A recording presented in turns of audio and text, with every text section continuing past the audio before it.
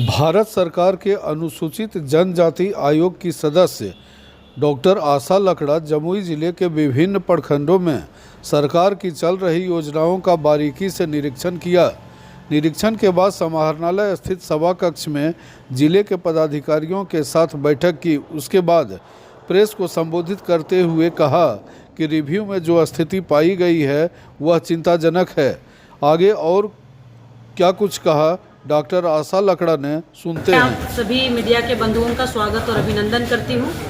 राष्ट्रीय अनुसूचित जनजाति आयोग बिहार के जमुई जिला का रिव्यू कर रहे हैं और लगातार हम 2 दिन से बिहार में हैं। कल हम बांका में थे, आज जमुई में। हमारे साथ में हमारे रिसर्च अधिकारी HR मीना जी हैं, हमारे पास इन्वेस्टिगेटर सार्थक जी है और मैं और मेरा PS, हम सभी आए हैं। हमारा 2 टीम है, एक टीम पश्चिमी चंपारण और दूसरा टीम इधर बांका जमुई होकर के हमारा रिव्यू चल रहा है।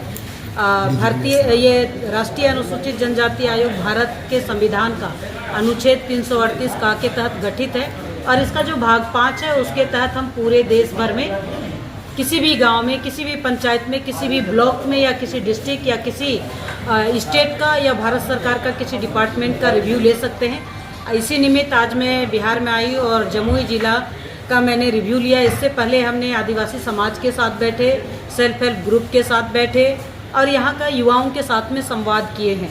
रिव्यू में हमने कई ऐसे मामले पाए हैं जो चिंताजनक है। जैसे सबसे पहले कहते हैं किसी राज्य या किसी गांव या किसी शहर का विकास चाहिए या किसी डिस्ट्रिक्ट का विकास चाहिए तो वहाँ एजुकेशन सिस्टम ठीक से होना चाहिए। लेकिन आज हमने कई ब्लॉक का रिव्यू किया, कई ब्लॉक के बारे में जानकारी लिए।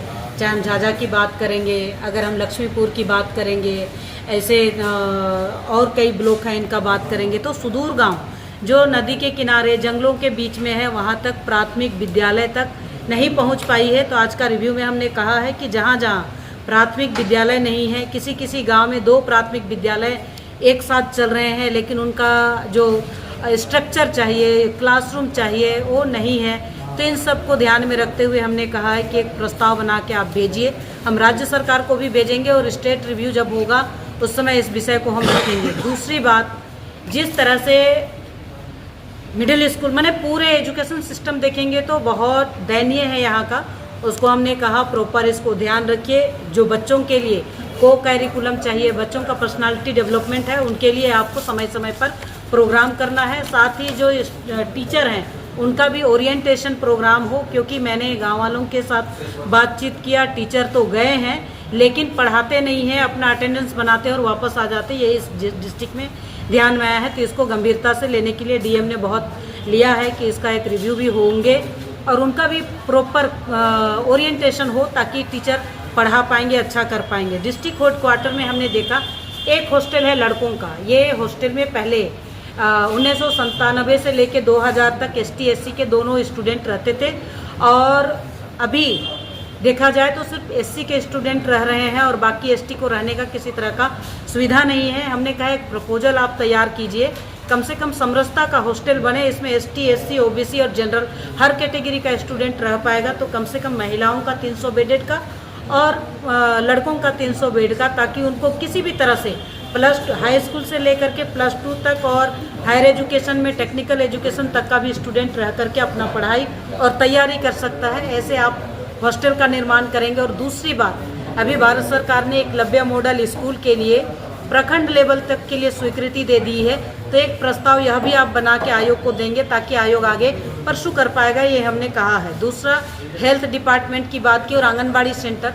आज भी जो हम कहते हैं कि शहर में एक प्ले स्कूल का जरूरत पड़ता है, तो कई ऐसे ब्लॉक हैं। झाझा ब्लॉक का ही कई विषय सामने आया कि कई जगह पर आंगनबाड़ी का सेंटर नहीं है। मैंने अभी महिला एवं बाल विकास विभाग को भी बता दिए हैं कि जहाँ आंगनबाड़ी का ज़रूरत है, मैंने उनको सूची भी दिया है, उन जगह पर आंगनबाड़ी सेंटर दीजिए ताकि वहाँ अच्छा हो पाएगा। अभी और एक विद्यालय ये क्या बोलता हॉस्टल है झाझा में है हॉस्टल।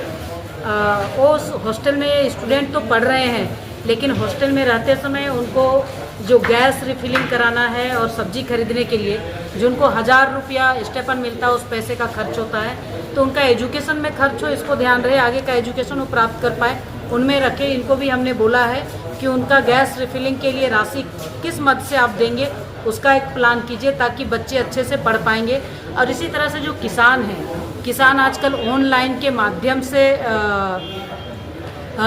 बीज लेना चाहते हैं, लेकिन कई किसान वंचित हो जाते हैं जो लेबर काम करने चले जाते हैं और वापस आते हैं। और अभी मई जून में बीज का वितरण होता है, जुलाई से धान रोपनी शुरू हो जाते हैं। तो इन सबको ध्यान में रखते हुए मैंने कृषि विभाग को भी बोला है कि आप जिस तरह से किसानों के लिए योजना प्रक्रिया आती है उसको प्रचार प्रसार से दीजिए, चुने हुए जनप्रतिनिधि को बताइए ताकि वहाँ तक जाए और उनको लाभ मिल पाएंगे। अभी जैसे बोरवेल का विषय है और ये आपका पावर टिलर देना है तो लगभग 100 में से 90% सब्सिडी है, 10% ही उनको व्यय करना पड़ता है।